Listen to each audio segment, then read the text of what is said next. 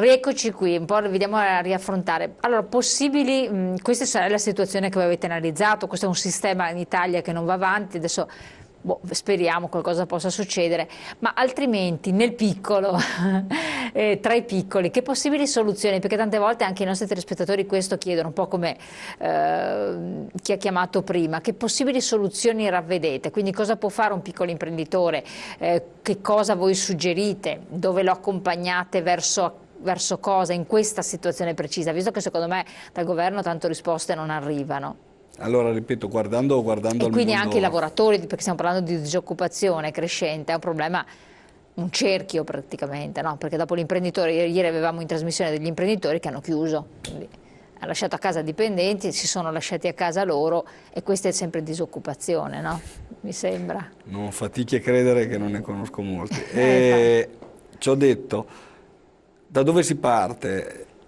Io continuo a dire che la nostra capacità di organizzare il lavoro, di avere determinazione, entusiasmo, di non arrendersi, ci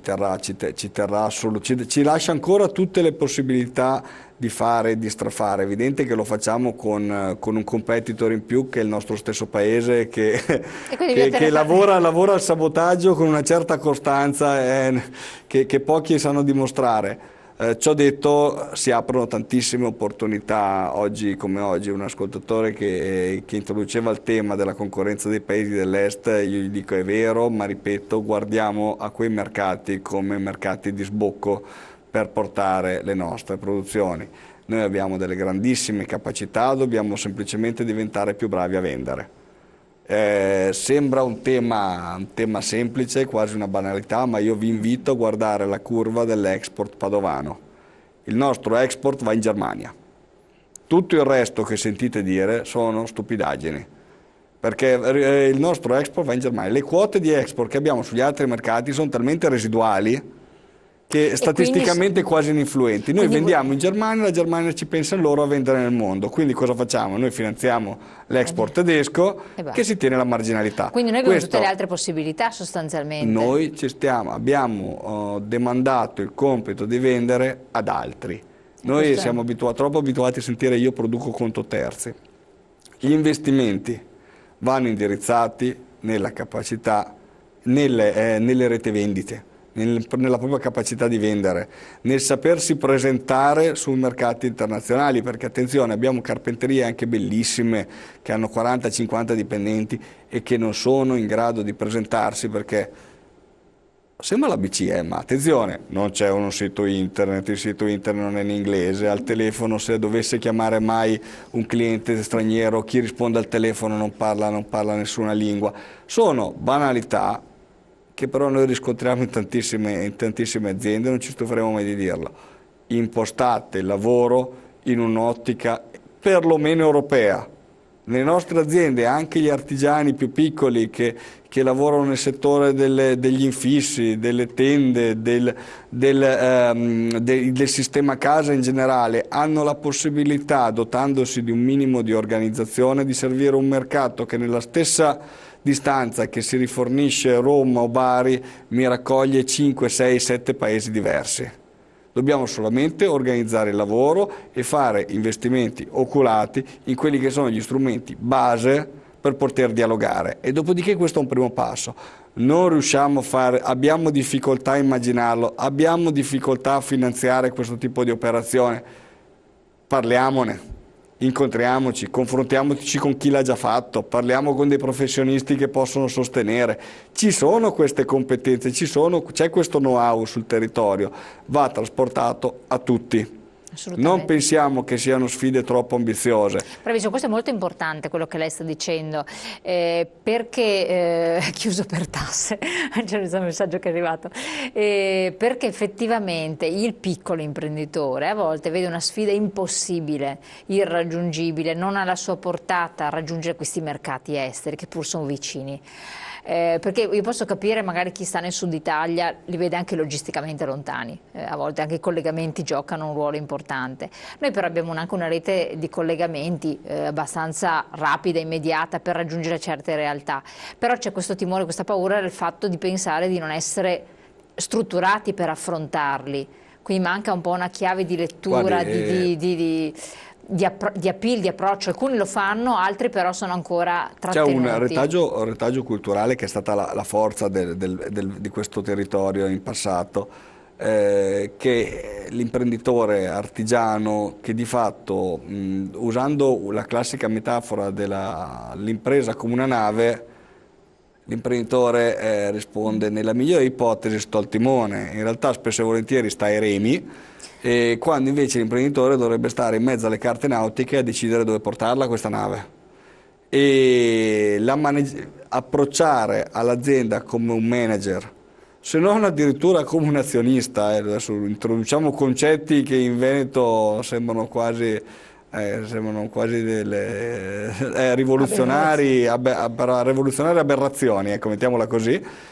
Però è quello che fa la differenza in certi casi nel dover studiare un mercato. Non è pensabile che l'imprenditore sia la stessa persona che è in capannone alla produzione, che però sta anche a fare il commerciale, che però sta anche a tenere il...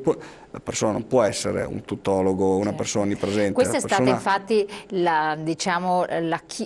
l'inizio della fine della piccola impresa, che ha segnato cioè la mancanza di manager preparati per determinati ruoli, cioè il fatto che il piccolo imprenditore so tutto me, faccio tutto me, classica battuta, no, che si mutuavano.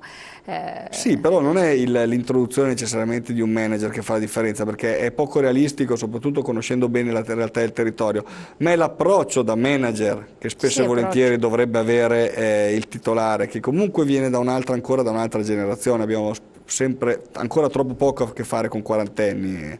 Noi questo famoso fantomatico passaggio generazionale ancora stenta, anche perché difficilmente trova anche le risorse per un ricambio all'interno, e quindi l'imprenditore è ancora troppo poco manager, e affrontare certe sfide con una mentalità ferma ancora agli anni 70, 80, 90, comunque con altre necessità in un altro sistema, è difficile.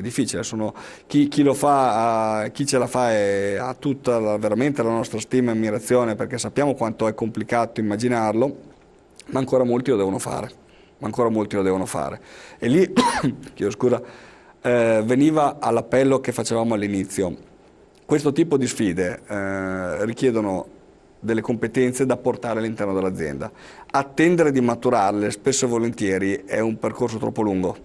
Pertanto servono investimenti in competenze, servono in professionalità. Cioè, io quando parlavo del manager della situazione, se per il marketing, perché qua stiamo parlando di fare commercio e attività di marketing, serve una persona preparata in questo, con competenze internazionali, adesso io non so secondo il tipo di azienda, non me ne intendo, o se per il controllo di produttività, anziché l'imprenditore stesso, che appunto a questo punto si consuma in 1000 rivoli, serve un esperto e dentro l'azienda non riesce a maturarlo, perché? Perché magari non ce n'è la risorsa, non manca. Bisogna fare un investimento di questo tipo, perché altrimenti le nostre imprese sono destinate a morire, questa è la tragedia. E investimenti in questa direzione sono necessari e non procrastinabili. E l'azienda ovviamente dice: facile fare queste riflessioni da fuori, facile con questi costi, facile con questo sistema del credito che non dialoga con l'impresa. È vero, sono dei temi. La risposta non è in tasca, non sono avete già sentito queste obiezioni, sì. Sediamoci intorno a un tavolo, facciamo una riflessione.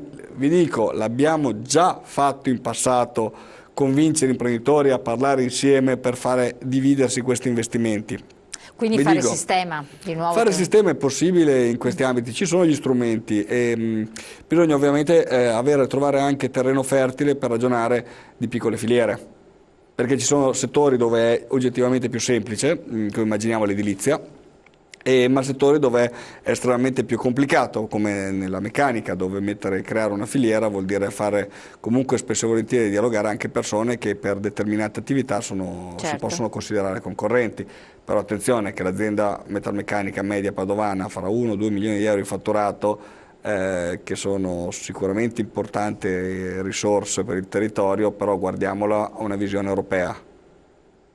Guardiamo da fuori. Se io voglio incominciare a ragionare e competere come è legittimo fare per i nostri imprenditori, e discutere, dialogare con delle multinazionali, ho anche necessità di fare massa critica e investire in persone in grado di avere un dialogo costante col cliente, e non è pensabile che sia sempre lo stesso imprenditore che, ripeto, che si gira tutta la fabbrica, insomma. Detto cose sagge, speriamo che possano servire anche di aiuto a fare delle riflessioni un po' in generale, perché tanti sono gli spunti, ma possono effettivamente essere anche una parola a volte può dare un'apertura e uno spiraglio anche per venirne fuori, per trovare degli escamotage. Ne parleremo magari ancora insieme, anche di discorso di mercati esteri che possono essere interessanti. Siamo giunti al termine. La ringraziamo, grazie a voi telespettatori di aver partecipato anche con i vostri messaggi, li abbiamo letti tutti sicuramente, ci rivediamo domani, grazie. Grazie a voi.